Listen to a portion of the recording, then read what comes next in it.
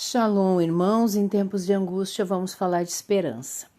Nós vamos continuar a série Guerra das Descendências e estamos especificamente falando sobre Esaú. Edom, né? Esaú. E eu preciso, voltar um pouco na história para mostrar para vocês algo muito maravilhoso que está escrito nos comentários rabínicos Midrash. E já vamos chegar lá, mas antes disso, eu quero ler para vocês o que está escrito em Êxodo 34:12, uma ordenança que sempre foi dado para o povo de Israel. Está escrito assim: toma cuidado para que não faças pacto com os habitantes da terra para a qual estás indo, para que não seja por laço no meio de ti. Mas destruireis os seus altares, quebrareis as suas imagens e cortarei os seus bosques. Porque não adorareis a outro Deus, porque o Senhor, Yahweh, cujo nome é ciumento, é um Deus ciumento. Para que não faças pacto com os habitantes da terra, e eles não se prostituam após os seus deuses e façam sacrifícios aos seus deuses, e te convidem e tu comas do seu sacrifício, e tomes das suas filhas para os teus filhos, e as suas filhas se prostituam após os seus deuses, e façam teus filhos se prostituir após os seus deuses. Até aqui. Então a ordem é essa: não misturar semente, sêmen, descendência, não misturar, principalmente com os cananeus. O que está escrito aqui no 11? Amorreus, cananeus, heteus, ferezeus, heveus, jebuseus, tá? Então é isso que é essa ordenança. Agora eu quero colocar aqui para vocês uma genealogia de Terá. Vocês já vão entender o porquê que eu estou colocando essa genealogia. Bom, Terá, ele teve 3 filhos. Avraham, né, que era Abrão, depois ele passou para Abraão ou Avraham, tá?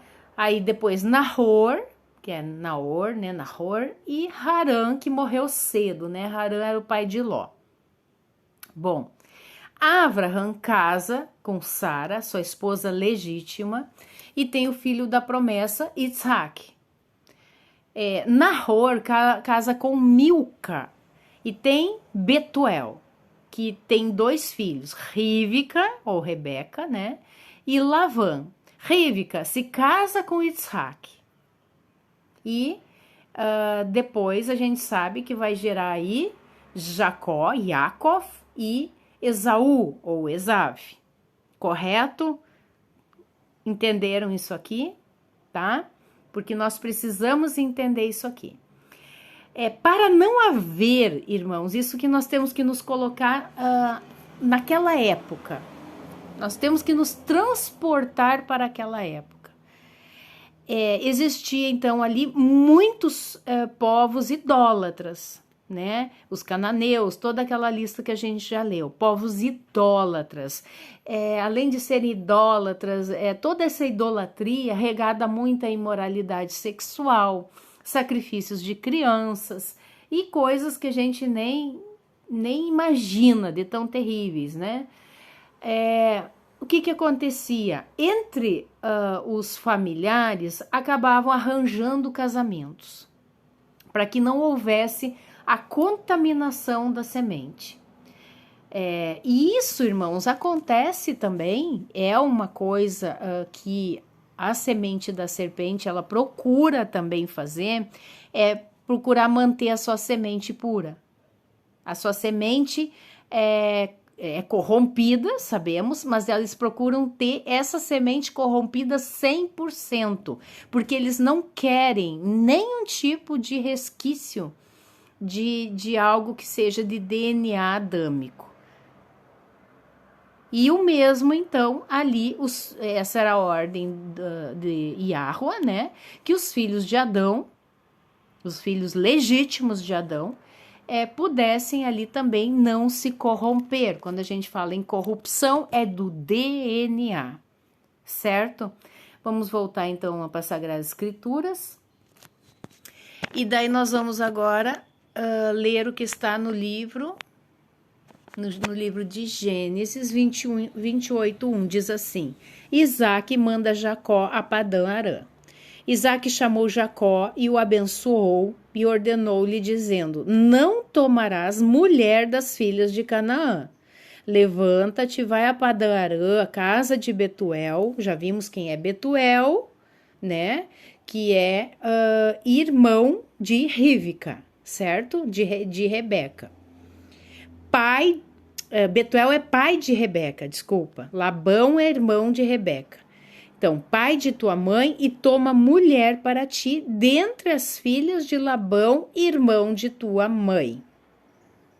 Esse aqui, na verdade, era o acordo que foi feito entre as famílias. É isso que eu quero que vocês compreendam aqui. Sabemos que Esaú e Jacó, Esave e Jacó, eram gêmeos. Esaú nasceu primogênito, Jacó o segundo. O mesmo acontece lá com Labão. Labão teve duas filhas, Leia ou Lia e Rachel ou Raquel, gêmeas. Leia, primogênita, Raquel, a segunda. Então, como que funcionava isso? O segundo, o macho, né, que nasceu em segundo, não pode casar com a primogênita. Ele tem que casar primogênito com primogênito, segundo com segundo. Então, essa era a ordem. Leia para Esaú, Raquel para Jacó. Tá? Então, vamos continuar aqui. Verso 3: E o Deus Todo-Poderoso te abençoe, te faça frutífero, te multiplique, para que tu possas ser uma multidão de povos, e te dê a bênção de Abraão a ti e a tua semente contigo, para que herdes a terra em que és estrangeiro, que Deus deu a Abraão. E Isaac enviou Jacó, e ele foi a Padã-Arã até Labão, filho de Betuel, o sírio, irmão de Rebeca, mãe de Jacó e Esaú. Quando Esaú viu que Isaac havia abençoado Jacó, presta atenção nisso. Esaú viu que Isaac havia abençoado Jacó e o enviara a Padã-Arã para tomar uma mulher de lá, porque eles já sabiam, os irmãos já sabiam com quem seriam que eles iriam casar, assim como as meninas também. Elas já sabiam com quem que elas iriam casar. Leia sabia que iria casar com Esaú, e Raquel sabia que ia casar com Jacó, tá? Então, quando Jacó viu isso, quando Esaú viu isso, que o pai abençoou, enviou ele para Padã-Arã, dizendo, né, tu não tomarás mulher dentre as filhas de Canaã. O que Esaú fez, irmãos? Aqui Jacó obedeceu ao seu pai e sua mãe e foi para Padã-Arã. Mas o que Esaú fez? Vendo que as filhas de Canaã não agradavam a Isaac, seu pai, e ele já era casada com duas cananeias, tá? Hititas. Então foi Esaú a Ismael e tomou para ser sua mulher, além das mulheres que ele tinha, a Maalate, filha de Ismael, filho de Abraão, irmã de Nebaiote, tá? Então, ele fez isso para afrontar o pai e a mãe, certo? Quero ler com vocês também o que está no livro de Gênesis, um pouquinho para trás, Gênesis 27, no verso 46, diz assim: E Rebeca disse a Isaque: Eu estou cansada da vida por causa das filhas de Het. Né? Nós vimos ali que Het é um dos filhos de Canaã, ou Canaã, né? E fazem os hititas, né? Então ele casou com hititas. Se Jacó tomar uma mulher das filhas de Het, como estas que são as filhas da terra, que bem a vida me fará. Também nós vamos ler o que está em Gênesis 28, do 5 ao 9. Isaac. Tá, esse aqui nós já lemos, então. Aqui nós já lemos. Então, é isso. Ele trouxe muita amargura de alma para sua mãe e para o seu pai. É Gênesis Gênesis 26 que diz isso, Gênesis 26, 34, 35. Esaú era da idade de 40 anos quando ele tomou por mulher Judite, a filha de Beri, o Eteu, e Basemate, filha de Elon, o Eteu, que foram uma amargura da alma para Isaque e Rebeca. Agora imagina só o quanto essas mulheres atormentaram a vida de Rebeca, né? Então, isso que eu quero fazer vocês entenderem. Estes meninos, vou chamar assim, Esaú e Jacó, eles já estavam prometidos para Leia e Raquel, mas na sua ordem. Esaú como primogênito para Leia primogênita. Jacó como segundo para a segunda Raquel, tá? Só que o que acontece nessa história toda? Quando Esaú despreza a sua primogenitura e vende a sua primogenitura para Jacó, ele vende tudo que está no pacote de primogenitura. Vou falar assim para vocês entenderem. E dentro deste pacote está Leia, porque Esaú não iria mais casar com Leia. Inclusive eu li no vídeo passado para vocês, o que está escrito no livro de Targum 29:17, que confirma que eles sabiam quais seriam seus casamentos, que diz assim: e os olhos de Leia eram serenos de chorar, e pela busca de Yahua, para que não lhe entregasse para o ímpio Esaú, tá? Então, a Leia, ela implorava ao Todo-Poderoso que ela não fosse entregue ao ímpio Esaú. Então, como que ela orava se ela não fosse saber, né? Eles sabiam, certo? Bom, então agora, neste pacote, né, de primogenitura agora que é de Jacó, ele tem que casar com as duas. Ele vai ter que casar com a Leia e vai ter que casar com a Raquel. Eu não sei dizer para vocês se ele não sabia disso, tá? Ou se ele se fez de tolo, né? Para não casar com Leia. Porque a Leia, ela representa a espiritualidade, tá? Nosso lado espiritual. E a Raquel representa a nossa carne. Eu já falei isso em outros vídeos. E ele olhou para a carne interessou a ele, e não a espiritualidade de Leia, né?